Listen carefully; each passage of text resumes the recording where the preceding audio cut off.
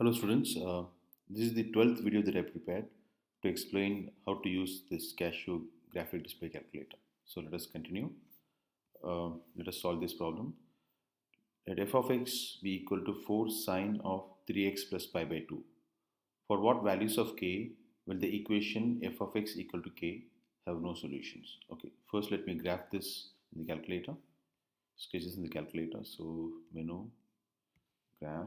Okay, before that let me check whether it is in radian. So shift menu and make it as math. Yeah, it is in radian, so not a problem. So menu, graph. It is 4 sine, so 4 sine of 3x plus pi divided by 2.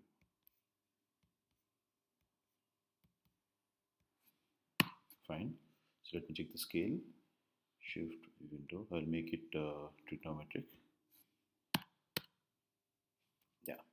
As you can see, you're not able to view the maximum or the minimum points. Okay. It is mainly because of the scale. So now here, if you look at this function, this circular function, it's given 4 sine. So for this function, the amplitude will be 4 and the central axis, the central line will be x-axis. So basically, the maximum will occur when y is 4. The maximum value is 4. Okay, so minimum value will be minus 4. So what I need to do is, I'll go to shift view window. You can see here it is minus 1.62 plus 1.6. So I'll make it, let us say, minus 5 to plus 5. Yeah, now you can see it. Okay, now the question is, for what values of k will the equation f of x equal to k have no solutions? Now k is a constant here, right? So, and is a real number. So what should be the values of k so that this equation, that 4 sine 3x plus 4 sine of 3x plus pi by 2 equal to k has no solution. Okay.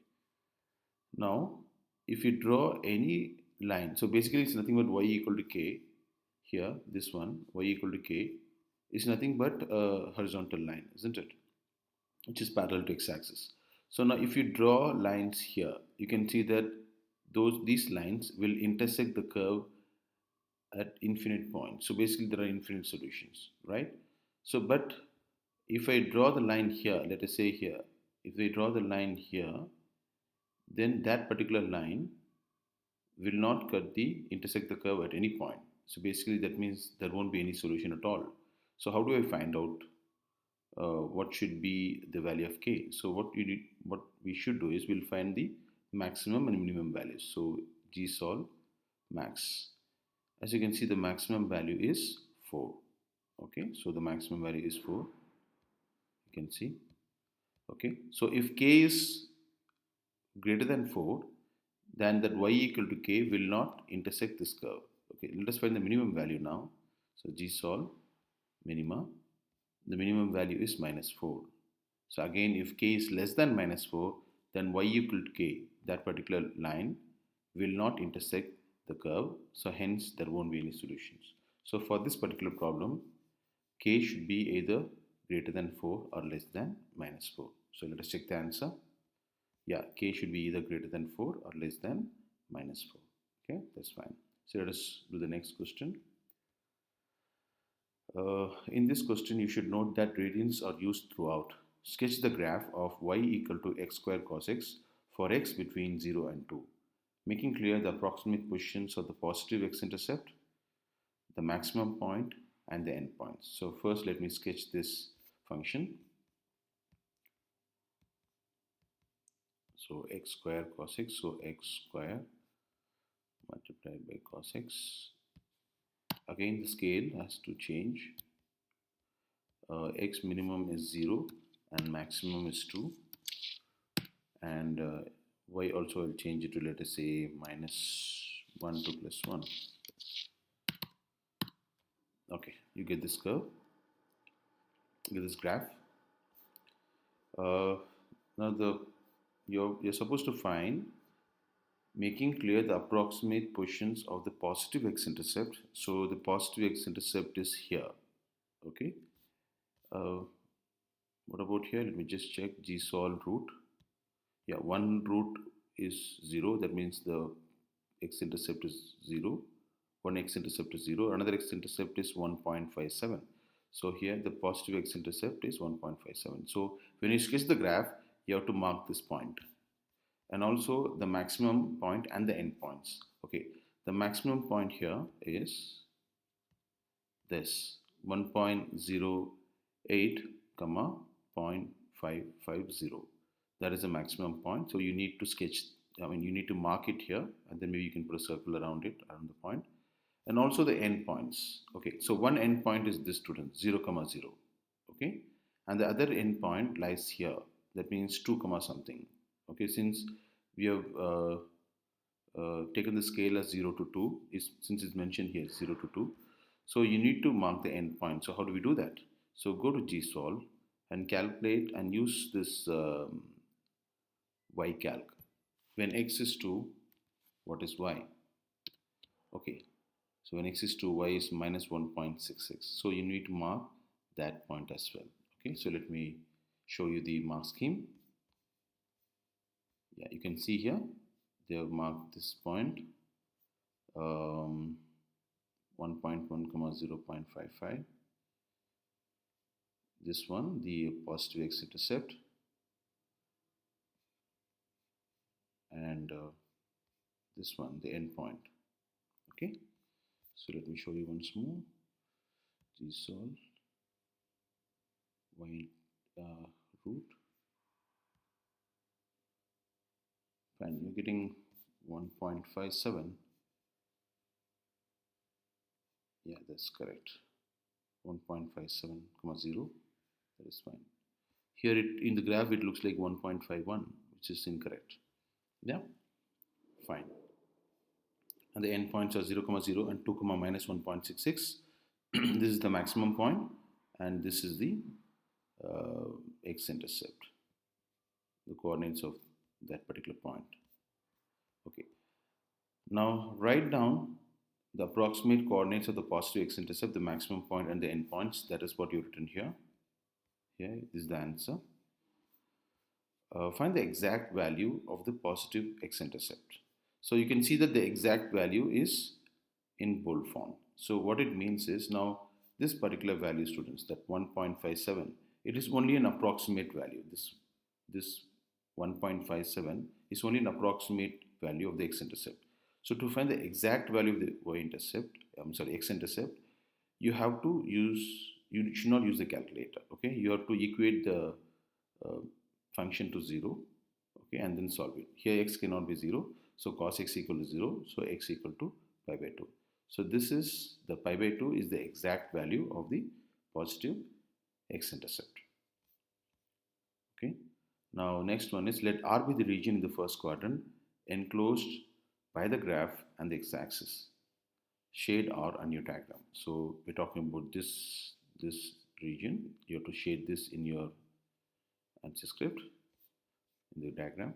Write down an integral which represents the area of R. Okay, now this area is bounded by the two vertical lines, x equal to 0 and x equal to pi by 2. This particular line, the vertical line. So the limits are 0 and pi by 2. And since it is bounded by the x-axis and under the curve, so we use the formula integral a to b y dx. So here the expression is integral 0 to pi by 2 x square dx, right? Okay, and then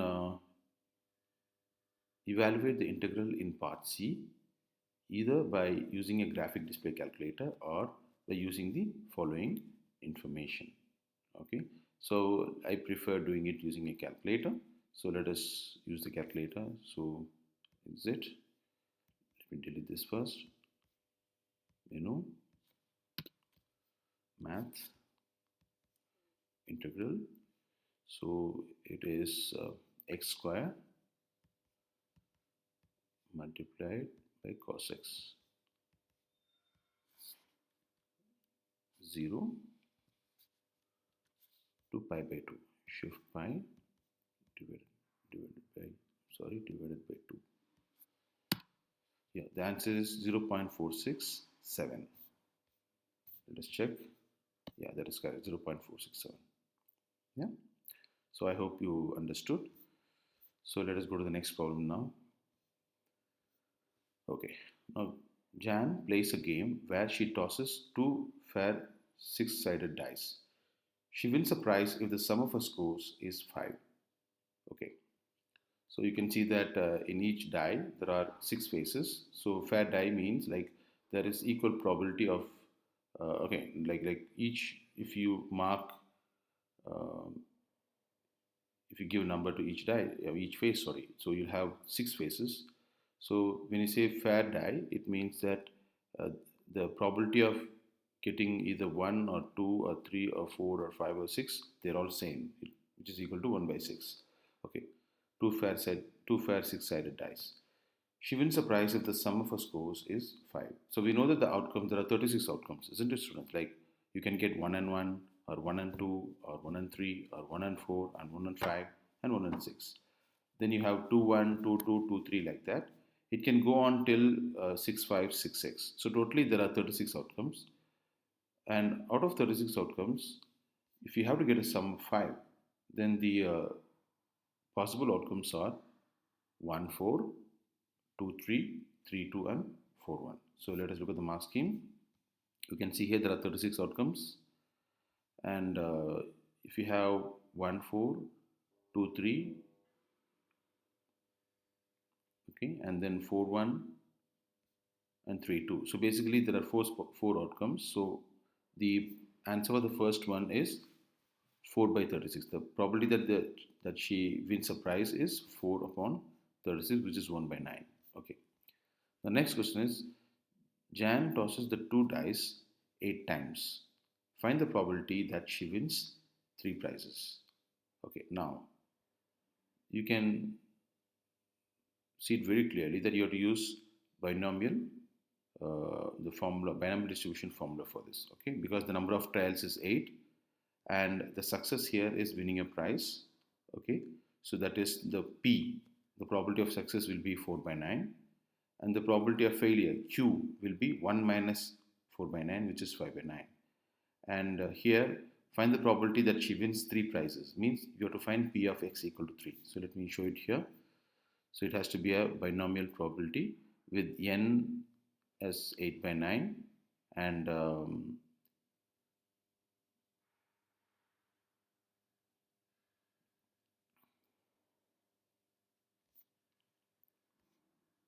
fine. So let us now solve the 38th problem. Jan plays a game where she tosses two fair six-sided dice. She wins a prize if the sum of her scores is 5. So you know that each die has 6 faces marked 1 to 6, and it's a fair, both of them are fair. She wins a prize if the sum of her scores is 5. So you know that when you toss the two dice once, there are 36 possible outcomes, isn't it, students? Like you can get 1 and 1, or 1 and 2, 1 3, 1 4, 1 5, 1 6, and then 2 1, 2 2. It goes on till 6 5 and 6 6. So totally there are 36 possible outcomes. Okay. Now she wins a prize if the sum of her scores is 5. So the favorable outcomes are 1 4, 4 1, 2 3, and 3 2. So four favorable outcomes out of 36 outcomes. The probability that she wins a prize is 4 upon 36, which is 1 by 9. So let me show you the mark scheme. There are 36 outcomes, and a valid approach of listing ways to get sum of 5, showing at least 2 pairs example. So this is very, very important, students, that you cannot just skip the step. Don't just straight away write 4 by 36. Even though in this particular case you will get the full marks, you can see that it's given n3, but still I would strongly advise that you write the steps. You write the favorable outcomes, that is 1 4 2 3, 3 2, and 4 1. Okay, probability of getting a prize, winning a prize, is 1 upon 9. Fine. The next subdivision, Jan tosses the two dice 8 times. Find the probability that she wins 3 prizes. Now it is very obvious that this is a binomial probability. So you need to use the binomial distribution formula. Okay, here n represents the number of trials is 8, And success is nothing but getting a prize, because here we'll find the probability that she wins three prizes. So success is getting a prize. Hence, the P, the small p, the probability of success is nothing but 1 upon 9. And the probability of failure, which is Q, will be 1 minus 1 upon 9, which is 8 upon 9. And here you have to find P of x equal to 3, where x represents number of successes. Number of prizes 1. So here, recognizing binomial probability, you get 1 mark for the method. 8 comma 1 by 9, the number of trials is 8, probability of success is 1 by 9. Okay, so the answer is 0.0426. So I'm going to show you how to find it using the calculator. So let's exit, let us delete everything. Go to menu, go to stat, go to distribution, and you have binomial here, F5, binomial. Okay, you can see that there is BPD and BCD, isn't it, students? You have to use BPD. Okay, since you're going to find P of x equal to 3, then you should use BPD. Suppose if you're going to find P of x less than or equal to 3, then you use BCD. I'll explain it in detail later. So let us use this BPD now. Data is not list, it is variable. It means that, for example, here in stat, if you have entered the values here, list, and then if you want to calculate and find the answer, then use the list. But here we are not using, there are no numbers in the list, so I'm going to take it as variable. So BPD, so variable x is 3, because I want to find P of x equal to 3. Number of trials is 8. Probability of success is 1 upon 9, so 1 divided by 9. So the answer is 0.0426, so 0.04. You have three significant figures, you write it. So the answer is 0.0426. That is fine. Okay. Now the next problem. A multiple choice test consists of 10 questions. Each question has 5 answers. Okay. Only one of the answers is correct. For each question, Joes randomly chooses one of the 5 answers. Okay. So there are 10 questions, and each question has 5 answers, and only one of them is right. And for each question, Joes randomly chooses one of the 5 answers. So what it implies is the probability of Joes getting a correct answer in any question is 1 upon 5. Since he doesn't know the answer, okay, so obviously the probability of getting the correct answer will be 1 upon 5, because there are 5 options in each for each question.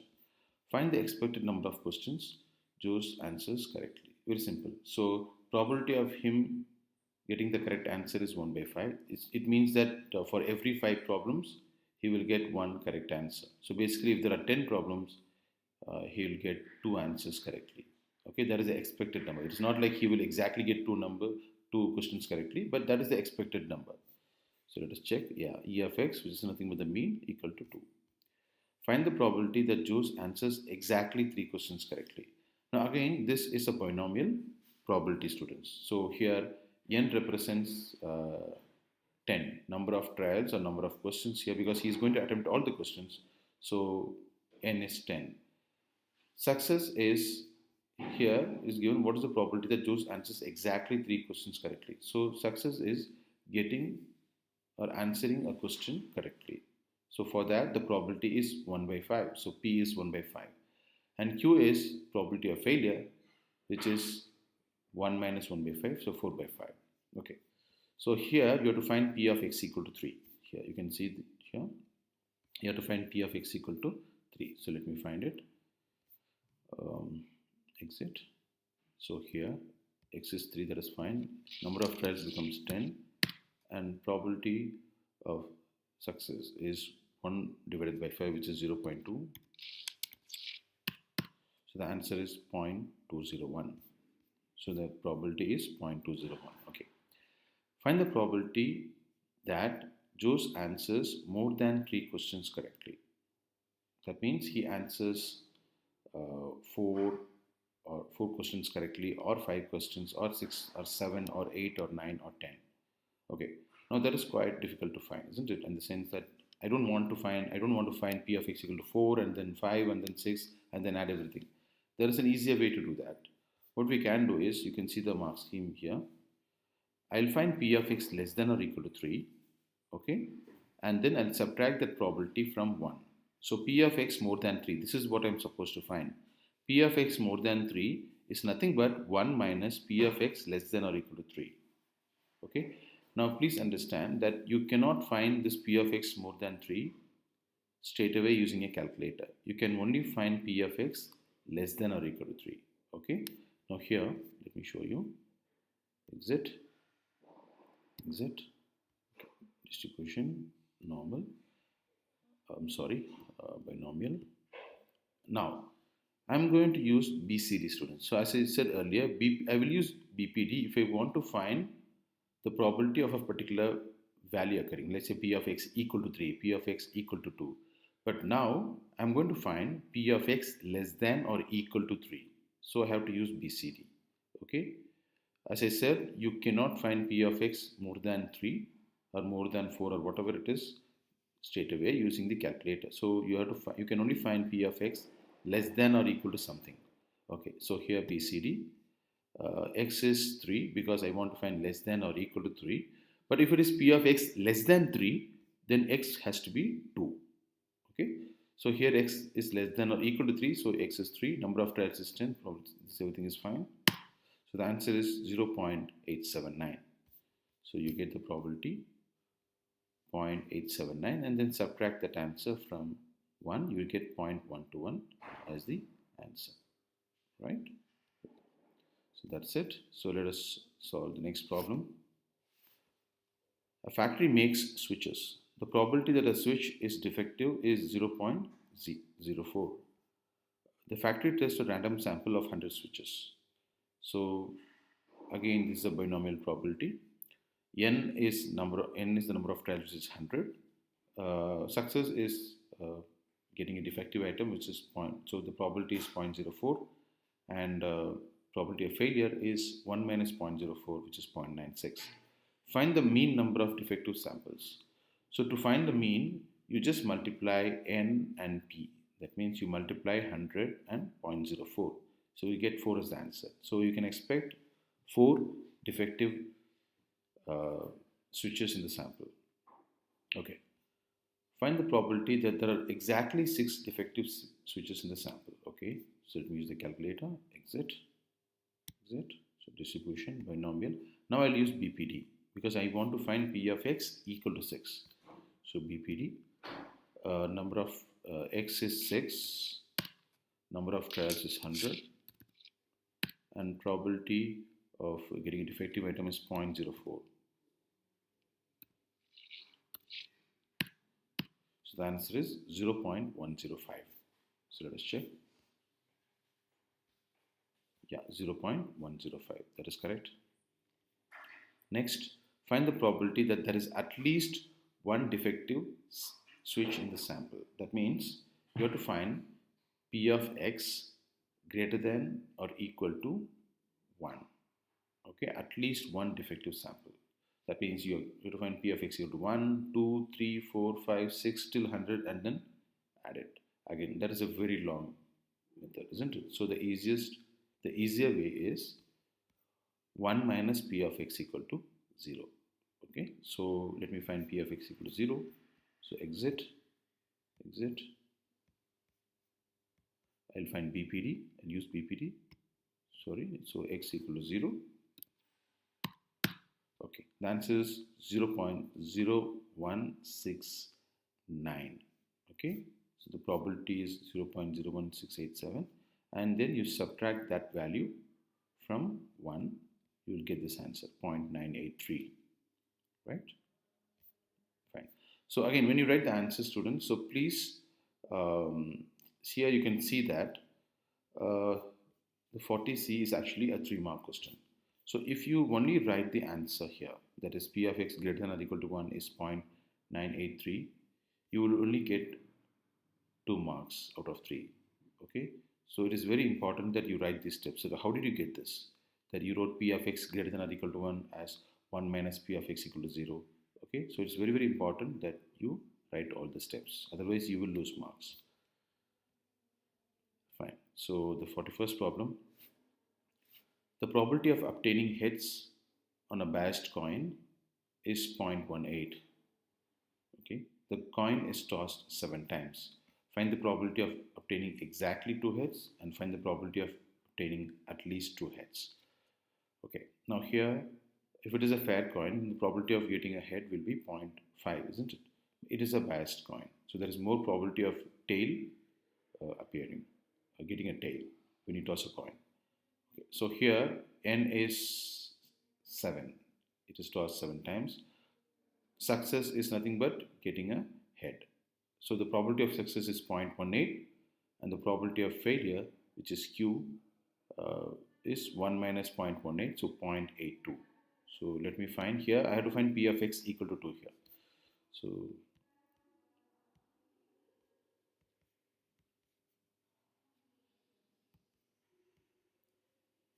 BPD, so let me find x equal to 2. This is 7, this is 0.18. Okay, the answer is 0.252. The next one is find the probability of obtaining at least 2 heads. Again, it means P of x greater than or equal to 2. So that means you have to find 2, 3, 4, 5, 6, 7 and then add them. That will give the answer. That is a very long method, isn't it, students? So what I'll do is I will find, instead of finding probability of x equal to 2 and then 3, 4, 5, 6, 7 and adding them, I will find probability of x equal to 0 and 1 and then add them and then subtract that sum from 1. So here, let me explain it to you. Yeah. So probability of x greater than or equal to 2 is nothing but 1 minus probability of x less than or equal to 1. So let me find probability of x less than or equal to 1. So again, that I can find using BCD, right? So exit distribution binomial BCD. Now here I want x less than or equal to 1. So I'll write x as 1. The rest of the information remains the same. So the answer is 0.632. Then I'll subtract that 0.632 from 1. So 1 minus 0.632 and you get this answer, right? Okay, let us look at the 42nd problem now. A factory makes calculators. Over a long period, 2% of them are found to be faulty. A random sample of 100 calculators is tested. Write down the expected number of faulty calculators in the sample. Find the probability that 3 calculators are faulty and find the probability that more than 1 calculator is faulty. So again, it is quite obvious that it is a binomial probability. Here n represents the number of calculators, which is 100. Success is finding a faulty calculator in the sample. So the probability of success is 0.02, 2%, and probability of failure is 0.98. Okay, write down the expected number of faulty calculators. That is simple, 100 multiplied by 0.02, which is nothing but 2. So we can expect 2 faulty calculators in the sample. Find the probability that 3 calculators are faulty, exactly 3 calculators. So let me use BPD. So x equal to, I think you have to find 3 calculators. So 3, number of trials is 100, there are 100 calculators. P is 0.02. So the answer is 0.182. So for the answer for the second subdivision is 0.182. That is fine, correct? Okay, last one, find the probability that more than 1 calculator is faulty. So more than 1 calculator is nothing but at least 2 calculators. So basically 2 P of x equal to 2 and then you find P of x equal to 3 and then till 100 and add them. Again, like we did in the previous problem, I will find probability of x equal to 0 and probability of x equal to 1, add them and subtract from 1. That will give me the answer. So here, let me show it to you.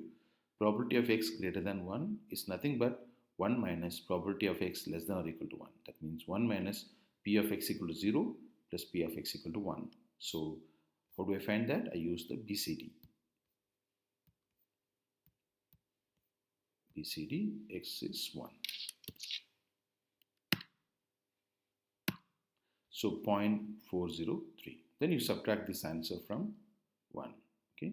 So you'll get 0.597 if I'm right. Yeah, 0.597. Okay. Now the last problem in this video. A fair coin is tossed 8 times. Calculate the probability of obtaining exactly 4 heads, the probability of obtaining exactly 3 heads, and the probability of obtaining 3, 4 or 5 heads. Again, it is a binomial probability. Here n is 8 and success is getting a head. So the probability of success is 1 upon 2. Since it's a fair coin, so P is 0.5 and Q is also 0.5. So find the probability of obtaining exactly 4 heads. So I'll use BPD. X is 4 and the number of trials is 8 and probability of success is 0.5. So the answer is 0.273.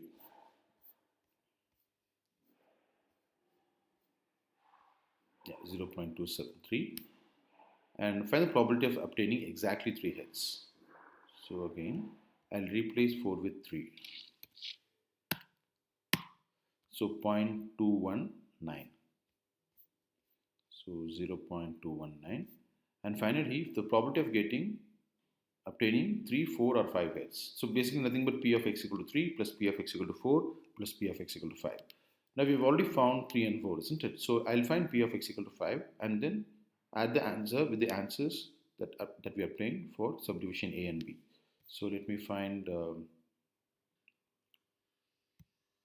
x equal to 5.